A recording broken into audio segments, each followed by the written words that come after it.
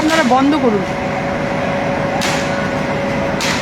বাড়িতে আমার বৃদ্ধ শাশুড়ি মা রয়েছেন, উনি অসুস্থ, উনি ঠিকমতো ঘুমাতে পারছেন না। এই যে এত অত্যাচার, এই যে ডিজে চালিয়ে সারাক্ষণ এখানে নাচ,